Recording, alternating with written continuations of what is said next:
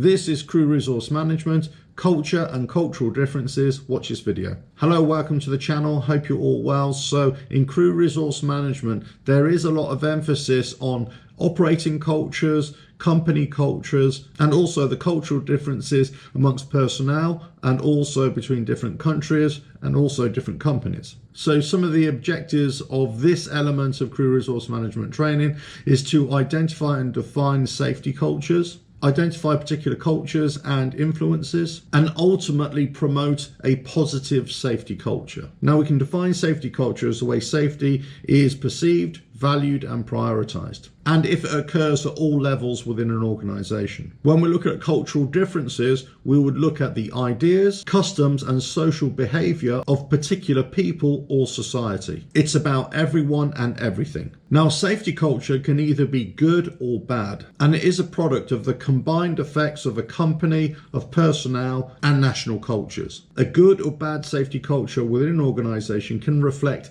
how much importance they place on safety. So within the safety culture elements of Crew Resource Management, we'll be looking to identify some of the key elements, such as defining the concepts, looking at shared values, the management of safety issues, how we as individuals contribute to this system. We'll look at behavioral factors. We'll look at general performance and the rewards of good and bad performance. Look at ownership of safety systems and safety cultures. And also look at the effects of how long a safety culture is implemented and how long it lasts. So what does a good safety culture look like? So you'd look at personnel and systems. You would look at how well informed managers are. Does it empower workers? Is there a just culture? Is there a system where you're trying to expect the unexpected? Is the system proactive? Is it flexible? Are the persons involved or the system allows them to be adaptable and willing to learn? Is the safety culture system able to reform itself, and is it able to evolve? So within any operating culture, we would look at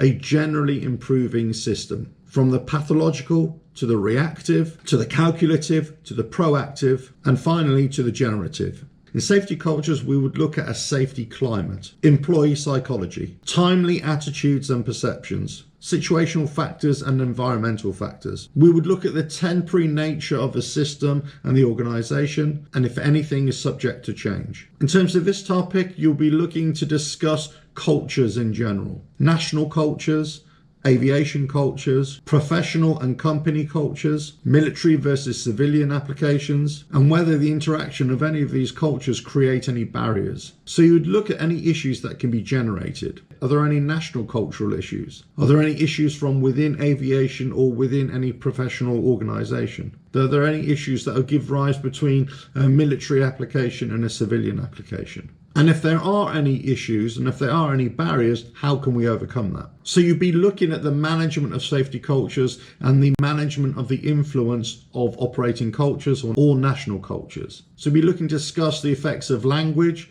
professionalism, expectations, and cultural interaction. You'll be looking to methods of narrowing the gap, placing emphasis on awareness, knowledge and skill, and the support and promotion of crew resource management within any organization. So how do we develop a good safety culture and a good operating culture, having regard for all the different cultural elements? So we'll be looking to instill a sound safety culture amongst managers and employees, have reporting systems, safety management systems, be able to investigate errors and investigate fairly, be able to be flexible and always willing to learn. In terms of safety, everybody within an organization is responsible for safety. But in terms of safety culture, you could say that everybody from the bottom all the way to the top of an organization should be ultimately responsible for it and ultimately active in it. But a safety culture works best when it's promoted top down, when the owners and management instill a high safety culture or high value safety culture, and they filter that down into the whole workforce. The success of a good safety culture